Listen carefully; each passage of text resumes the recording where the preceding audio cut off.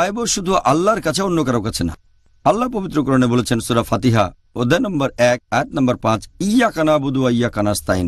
আমরা তোমার ইবাদত করি, শুধু তোমার সাহায্য চাই। আমরা চাইবো শুধু আল্লাহর কাছে। আল্লাহ বলেছেন সূরা গাফির অধ্যায় 40 আয়াত নম্বর 60, তোমরা আমাকে ডাকো, আমি তোমাদের ডাকে সাড়া দেব। আপনি আল্লাহ তাআলার কাছে যে কোনো কিছু চাইতে পারেন, হতে পারে ছোট কিছু জিনিস অথবা বড়, সমস্যা নেই। আপনি আল্লাহর কাছে যে কোনো জিনিস চাইতে পারেন। আর এছাড়াও আমরা আল্লাহ তাআলার কাছে কিছু চাইব বিনয়ের সাথে আর নম্রতার সাথে। এটা 3 নম্বর পয়েন্ট। 4 নম্বর পয়েন্ট, যখন আল্লাহর কাছে কিছু চাইব তখন আল্লাহর উপরে ভরসা করব যে ইনশাআল্লাহ আল্লাহ আমাদের দোয়া কবুল করবেন ইনশাআল্লাহ। 5 নম্বর, আমরা আল্লাহকে ডাকবো ভয়ের সাথে। আমাদের থাকবে তাকওয়া, আল্লাহ সুবহানাহু ওয়া তাআলাকে ভয় করব। 6 নম্বর, আমরা আল্লাহ তাআলার কাছে চাইব আকুল আকাঙ্ক্ষার সাথে।